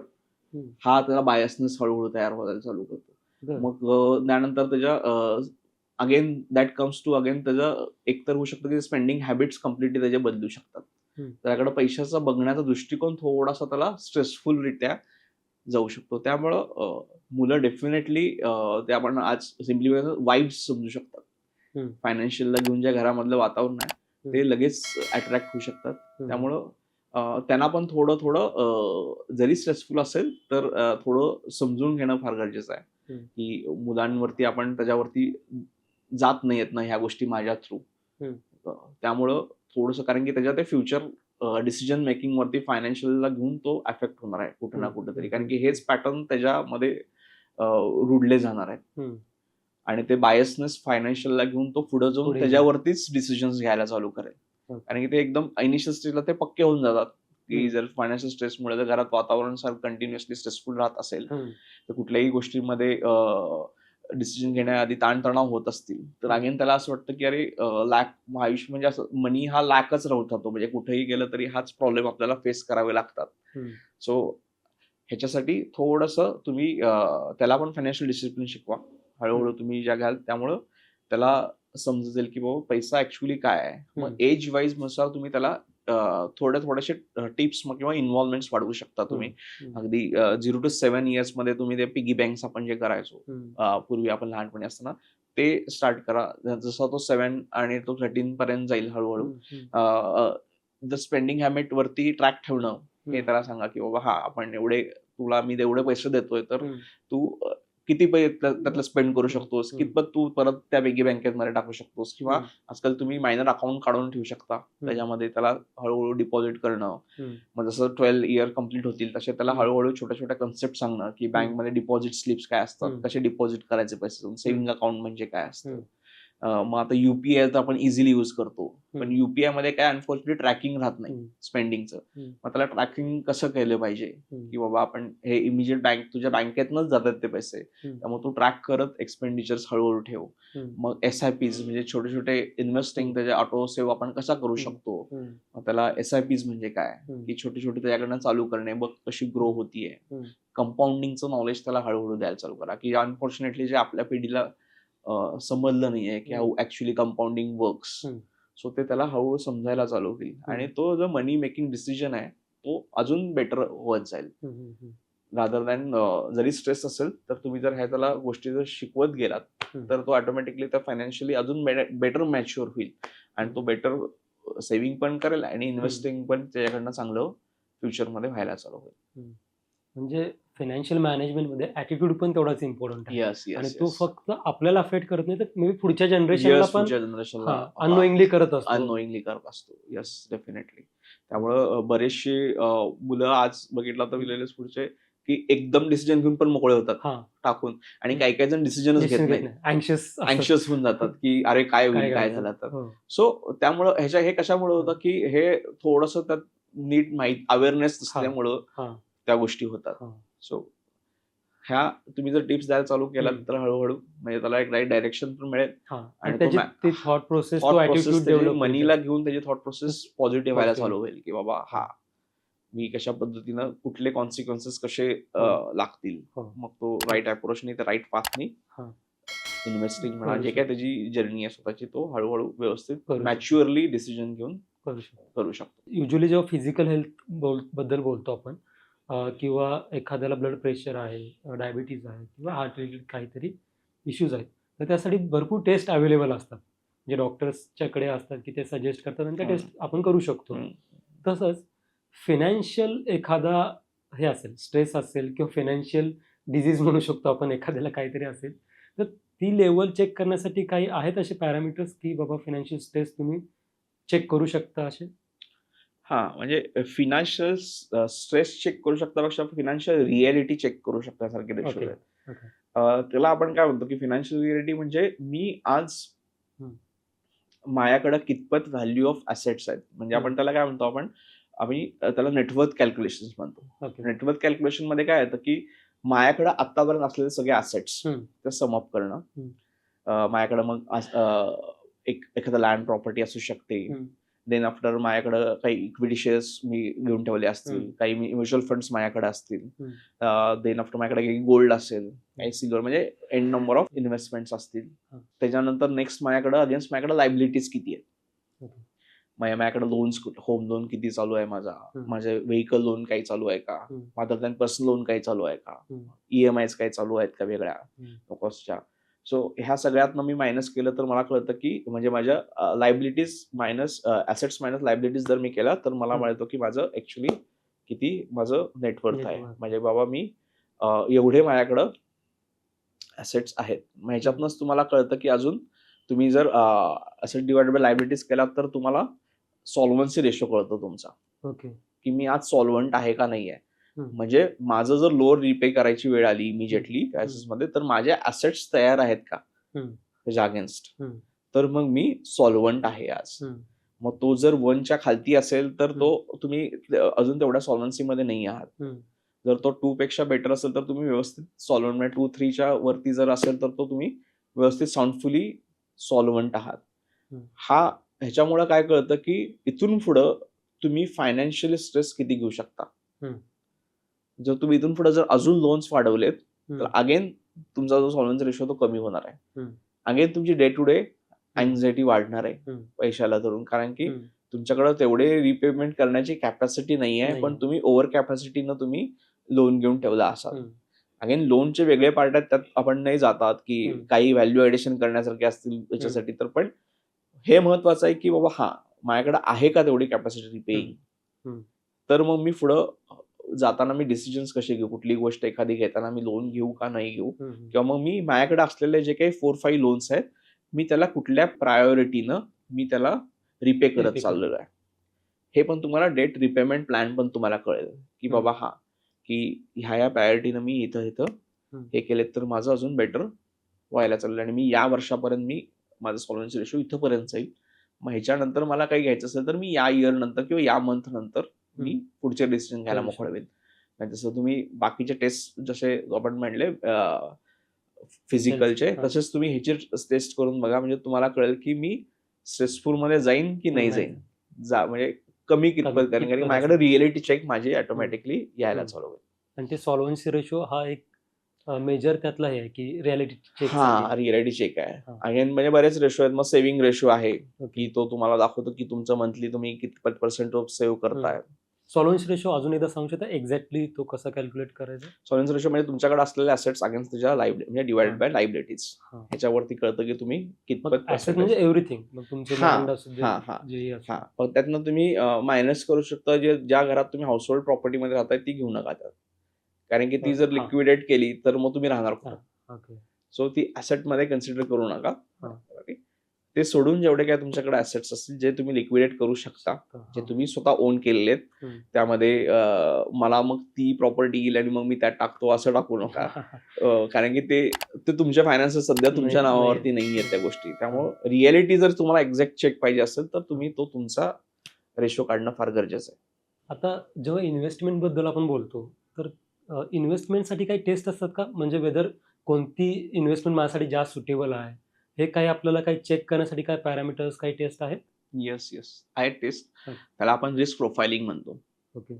आजकाल काय होतं की इन्व्हेस्टिंग करण्याआधी पहिला लोक बघतात की मी कुठला शेअर घेऊ किंवा कुठला फंड घेऊ, किती रिटर्न रिटर्न किती मिळतील मला ह्याच्यातनं. इथं they end up investing in it. मग त्याच्यानंतर ती वेगळी जर्नी चालू होती स्ट्रेसफुल, की बाबा हा एवढा वोलॅटाईल आहे, खालती जातोय, मला एवढे रिटर्न देत नाहीये. हे कशामुळे होतं की तुम्ही रिस्क टॉलरेट असलेले ऍसेट क्लासेस निवडले नाहीये. हे सिम्प्लिफाय करतं, ही टेस्ट सिम्प्लिफाय करतं की त्याला आपण रिस्क अनालिसिस म्हणतो. या रिस्क अनालिसिस मध्ये काय असतं की अगेन तुमची फायनान्शियल कंडिशन्स प्लस तुमची इमोशनल कंडिशन्स ह्या दोन्ही ह्याच्यामध्ये आपण घेतो. जेव्हा आपण क्लायंटला ऍडवाइस करतो तेव्हा त्यामध्ये बघतो की त्याची फायनान्शियल कंडिशन किती आहे की रिस्क घेण्यासाठी. मग त्याच्यामध्ये आपण मगाशी म्हटल्याप्रमाणे फायनान्शियल रिस्क कशी वाढते, तर first emergency ratio, then your protection, then after your जे काही सेव्हिंग आणि लॉंग टर्म साठी तुमच्याकडे सेव्ह किती होत आहेत हे ह्याच्यावरनं तुमचं ठरतं. हम्म. सेकंड, जरी तुमच्याकडे सगळं हे व्यवस्थित असेल फायनान्शियली, पण हम्म. तुमचं माइंड आहे ते फार तेवढं तयार नाहीये व्होलॅटिलिटी झेलण्यासाठी. हम्म. म्हणजे जर उद्या मार्केट एक 20 ते 30% खालती गेलं तर हम्म. तुम्हाला झोप लागणार नाही. हम्म. असं असेल तर मग तुम्ही तेवढे अग्रेसिव्ह इन्व्हेस्टर करू नका. नाही आहात. हम्म. मग ही डिसिजन तुम्हाला देतं की ही जी रिस्क प्रोफाईल आहे याच्यामध्ये आपण मग बघतो की आपण कन्झर्वेटिव्ह इन्व्हेस्टर, हम्म. मग moderate investor, aggressively moderate investor आणि मग थोडा अग्रेसिव्ह Aggressive. इन्व्हेस्टर, ह्या कॅटेगरीज मध्ये आपण मग त्याला आपण हम्म. टाकतो. हम्म. मग ह्या जेव्हा कॅटेगरीज आपल्याला कळतं की आपण कुठल्या या Category. साच्यामध्ये बसतो, हम्म. मग त्याच्यानुसार ऍसेट अलोकेशन ठरते. हम्म. ऍसेट अलोकेशन ठरती म्हणजे काय की मी ह्याच्यामध्ये कितपत इक्विटी घेऊ शकतो, हम्म. कितपत मग मी गोल्ड मध्ये टाकणं गरजेचं आहे, हम्म. किंवा बाकी रिअल एस्टेट जे काय जेवढे ऍसेट क्लासेस आहेत त्यामध्ये मी किती किती पोर्शन मध्ये माझी ऍसेट अलोकेशन माझी इन्व्हेस्टिंगची केली पाहिजे. हम्म. त्यामुळे फर्स्ट पार्ट आहे हा तुमचा रिस्क असेसमेंट्स. हम्म.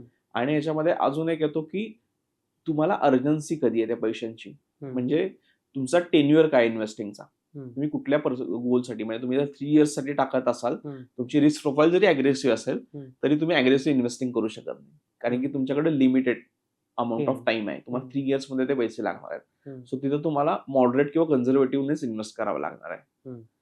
तर तुम्हाला मिड पिरियडसाठी म्हणजे 3 to 5 to 7 इयर्स मध्ये जर तुम्हाला पैसे लागणार असतील, हम्म. जरी तुम्ही ओव्हर अग्रेसिव्ह इन्व्हेस्टर जरी आला असाल, हम्म. पण त्या ह्याची तुम्ही तेवढी मॉडरेट अग्रेसिव्हली तुम्ही ते रिस्क घेऊ शकता, कारण की अगेन सर्टन अमाऊंट ऑफ मनी तुम्हाला त्या लिमिटेड पिरियड मध्ये तुम्हाला करायची आहे. मग जेव्हा तुमचा 10 इयर्सचा हॉरायझन जेव्हा येतो लॉंग टर्मचा, मग तिथं तुम्ही ओव्हर अग्रेसिव्ह इन्व्हेस्टिंग करू शकता. मग तिथं तुम्हाला झोप लागती का मार्केट खालती गेल्यानंतर, अशी इन्व्हेस्टमेंट तुम्ही प्रोफाईल तुमचं पोर्टफोलिओ बनवून घ्या.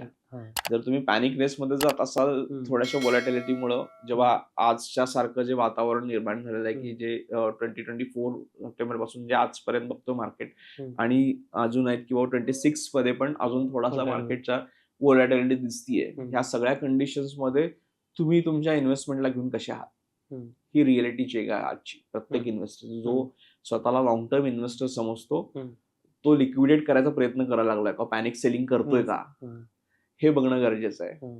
ते जर तसं करायची जर तुमची इच्छा होत असेल तर तुम्ही तेवढा अग्रेसिव्ह इन्व्हेस्टर नाही आहात, तर तुम्हाला तुमचं रिबॅलन्सिंग करणं गरजेचं आहे इच इयरला, की बाबा की एवढा मी व्होलॅटाईल सहन करू शकत नाही, किंवा रिबॅलन्सिंग अजून एक ह्याच्यात ठरतं की बाबा मला ऍसेट क्लासेस मध्ये काही चेंजेस करायचे आहेत का, मी पहिला मोर पर्सेंटेज इक्विटी मध्ये होतो, आता मोर पर्सेंटेज मला कमोडिटीज मध्ये ठेवायचे आहेत का, हे अगेन तुमच्या गोलनुसार हे परत फायनल होतं. त्यामुळे इच इयरला तुम्ही रिबॅलन्सिंग पण करा, आणि जिथं तुम्ही ज्या गोलसाठी किंवा ज्या हेतूसाठी तुम्ही पैसे ठेवतात तर तो व्यवस्थित प्लॅन ऍसेस होतोय का, तो बरोबर प्रोग्रेस होतीये का, हे चेक करत राहा, म्हणजे तुम्हाला एकदम सरप्राइजेस मिळणार नाही. सो त्या अनसर्टिनिटी मध्ये तुम्ही राहणार नाही. सो अनसर्टिनिटी तर ही आयुष्यात राहणारच आहे. मॅक्सिमम सर्टनिटी ह्या सिस्टीम, मग आजपासून आपण जे एक 1 hour बोललो की मनी सिस्टीम मधनच ती कमी होणार आहे. फायनान्शियल डिस्ट्रेस हा वाढतच जाणार आहे, आणि त्यासाठी एकमेव उपाय आहे तुमचा, म्हणजे तुम्हाला मनी सिस्टीम लावणं, आणि हा सिम्प्लिफिकली तुम्ही करू शकता. आता इन्व्हेस्टमेंट बद्दल आपण जेव्हा बोलत असतो तेव्हा आता जे रिसेंटली ट्रेंड बघतो, म्हणजे स्पेशली गोल्ड आणि सिल्वर जे आपले ट्रॅडिशनल इन्व्हेस्टमेंट असेट म्हणून बघायचो, ते ज्या पद्धतीने रिटर्न देतात, तर त्याला बघून असं वाटतं की आता हेच आहेत किंवा आपण रिअलोकेशन करायला पाहिजे का, की जेणेकरून आपण मिस आउट तर नाही केलो, किंवा प्रिव्हियसली इतकं रिटर्न देतं आणि आता हे जास्त रिटर्न देते इन्स्टेड ऑफ जे इक्विटी किंवा अदर जे हे आहेत मोड ऑफ इन्व्हेस्टमेंट आहेत त्याच्यामध्ये. तर याला तुम्ही कसं बघता? येस, ह्याला 2 लोक वेगळ्या पद्धतीने बघतात. एक ज्याचा व्यवस्थित प्लॅन झालेला पोर्टफोलिओचा, तो ह्याला वेगळ्या पद्धतीने बघू शकतो, जो मॅच्युअर्ड इन्व्हेस्टर आपण म्हणतो, की ह्या रॅलीज येणार नो डाऊट. तुम्ही जे अलोकेट केलेले आहेत तो किती पिरियडसाठी केलेले आहेत, म्हणजे फॉर एक्झाम्पल तुम्ही 10 इयर्सचा हॉरायझन ठेवून तुम्ही जो पोर्टफोलिओ तुम्ही बनवलेला आहे, आणि एकदम सडनली एका त्यामध्ये तुमचं अलोकेशन तेवढं गोल्डला नव्हतं, पण it has given you long rally between that. पण ती लॉंग रॅली बऱ्याच वर्षानंतर आता दिसली की बऱ्याचशा त्याला जिओपॉलिटिकल म्हणा बाकी बऱ्याचशा गोष्टींनी सपोर्ट केला. सो इथून पुढे जाण्यासाठी मी थोडं अलोकेशन बदलू का, अगेन इट डिपेंड्स ऑन तुमच्या रिस्क प्रोफाइलिंग, आणि तुम्ही कितपत त्याला आज, कारण की आज टॉप हायला असताना मी कितपत आज वाढवू, हा पण एक क्वेश्चन आहे त्याच्यामध्ये ॲलोकेशन. मी म्हणजे माझा एक्झिस्टेड प्लॅन मी कसा चेंज करू. मग त्याला मग तुम्ही थोडं हळूहळू करत थोडंसं तुम्ही त्यात रिअलोकेशन. ही अगेन ही काय माझी ऍडवाइस नाही आहे. तुम्ही तुमचा प्लॅन ठरवा, तुम्ही तुमच्या ऍडवायझर सोबत बोला, डिस्कस करा आणि तुमच्या गोलला अलाइन होईल एवढं तुम्ही त्यात ॲलोकेशन तुम्ही हळूहळू ठेवू शकता. की असं म्हणू शकत नाही की आता ही रॅली नो बडी नोज की this rally how longer it will give. म्हणून काय होतं की माझ्या जो सेकंड टाईपचा माणूस असतो तो युफोरियामध्ये जातो की अरे इथं भरपूर पैसे आहेत आणि मी आता इथं टाकतो. पण जेव्हा world is talking about it, म्हणजे जेव्हा न्यूज आलेली असते ती शिळी झालेली असते, मग तेव्हा जर तुम्ही जर टाकून तेवढाच रिटर्नचं एक्सपेक्टेशन ठेवलात तर मग तुम्ही इमॅजिनरी वर्ल्डमध्ये जगताय. तुम्ही रिअलिस्टिकली तुम्ही त्या ऍसेट क्लासकडे बघत नाही आहात. त्यामुळे हा कशामुळे होतो की तुम्ही कुठले तरी पैसे काढणार आहेत आणि तुम्ही त्यात ते परत इन्व्हेस्ट करणार आहेत. म्हणजे उद्या इक्विटीने रॅली दिली तर तुम्ही त्यातले पैसे काढणार आणि परत इक्विटी टाकायला जाणार. सो हे कशामुळे होतं की तुमची ते पोर्टफोलिओ सिस्टीमच तुम्ही लावलेली, इन्व्हेस्टिंग तुमच्या गोल बेस्ड तुमच्या प्लॅन मध्ये तुम्ही तो पार्ट बनवलेलाच नाहीये. जर तुम्ही बनवला असता तर तुम्ही मिस आउट होणार नाही. तुमचे ऑटोमॅटिकली रिस्क ऍडजस्टमेंट रिटर्न्स तुम्हाला त्यातनं मिळत जातात किंवा फोमोचा शिकार होणार नाही. हा एक्झॅक्टली, शिकार होणार नाही. कारण की सर्वात महत्वाचं काय की माझा पोर्टफोलिओ परफॉर्म तर करतोय, बरोबर आहे. काही वेळा असेट्स क्लास खालती जाणार, काही वरती जाणार, तो देणार. पण मार्केट खालती गेल्यानंतर माझा कितपत खालती येतोय हे बघणं फार गरजेचं आहे की तो रिस्क कंट्रोल सिच्युएशन मध्ये आहे का नाहीये. तो जर व्यवस्थित असेल तर मग लगेच तुम्ही पॅनिक होऊन वेगळी डिसिजन घ्यायला जाणार नाही की अरे एकदम ते खालती गेलं आणि मग मी तिथं टाकू का, की असं तुम्ही किती वेळा करणार आहात.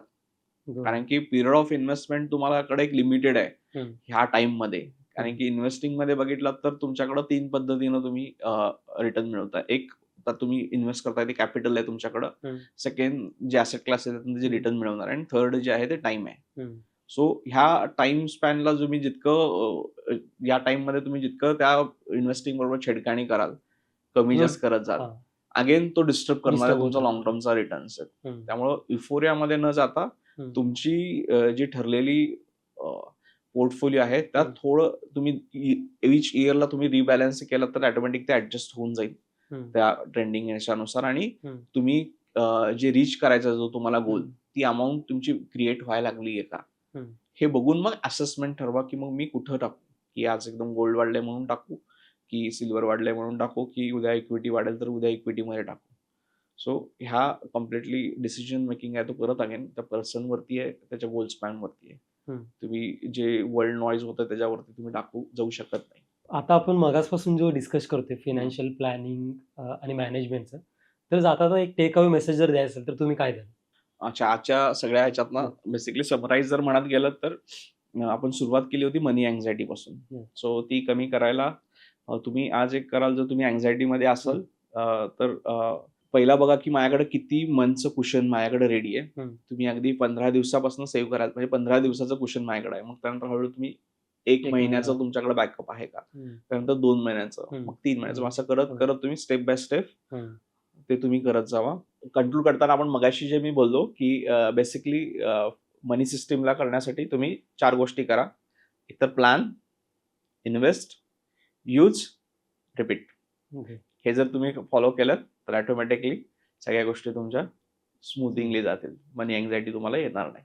सेकंड, तुमच्या पॉलिसीज सगळ्या आपण ज्या मगाशी केल्या की जो सेकंड फेज मध्ये तुम्ही इन्शुअर्ड आहात का सफिशियंटली, तर ते इन्शुअर्ड असण्यासाठी तुमच्या पॉलिसी चेकलिस्टच बघा, आणि नसेल तर त्यात काही रिकरेक्ट करता येतं ते बघा.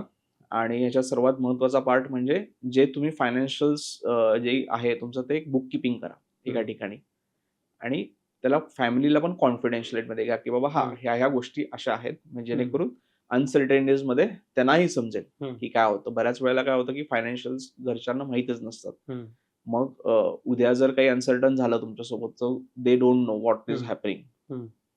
तुम्ही कुठे कुठे इन्व्हेस्ट करून ठेवलेत, काय काय पैसे कुठून येणार आहेत, किंवा तुम्हाला रिपे किती करायला लागणार आहेत, तुम्ही किती डेट मध्ये आहात, किंवा कुठल्या पॉलिसीज तुम्ही काढलेल्या आहेत, याचं एक प्रॉपर रेकॉर्ड किपिंग तुमच्याकडे असणं गरजेचं आहे. आणि थर्ड, तुम्ही इन्व्हेस्टिंग करण्याआधी rather than selecting the asset class first, तुम्ही तुमचा गोल फायनल करा, तुमची रिस्क प्रोफाईल फायनल करा, मग त्याच्यानुसार तुम्ही इन्व्हेस्टमेंट करा. म्हणजे आपण असं म्हणू शकतो की फायनान्शियल हेल्थ जर इम्प्रूव्ह झाली तर ऑब्व्हियसली आपली झोप सुधारेल, आपले नातेसंबंध सुधारतील आणि ओव्हरऑल हेल्थ इम्प्रूव्ह होईल. म्हणजे फायनान्शियल हेल्थ ही लक्झरी नसून इट्स अ पार्ट ऑफ किंवा एक रिअल फाउंडेशन ऑफ हेल्थ आहे असं म्हणू शकतो आपण. Yes yes. हे फायनान्शियल फिट असाल तर ऑटोमॅटिकली बाकी गोष्टी तुम्ही मोरली एन्जॉय करू एन्जॉय शकता. Yes. आपण म्हणतो त्या पद्धतीनं की सगळ्या गोष्टींना तुम्ही व्हॅल्यू सिस्टीमने बघितल्यामुळे तुम्ही ऑटोमॅटिकली तुम्ही एन्जॉय जास्त करू शकाल. कुठलीही गोष्ट घेण्याआधी किंवा कुठली गोष्ट न घेण्याआधी. नाही. सो ह्या सगळे सिम्प्लिफाय करण्यासाठीच आपण मगाशी बोलतो. सो जस्ट फॉलो एक मनी सिस्टीम फॉलो करा एवढंच ह्याच्यातनं आपलं मुळातपासून हेतू सांगणं. Thank you for sir, thank you very much. Yes, thank you very much for having me. छान वाटलं.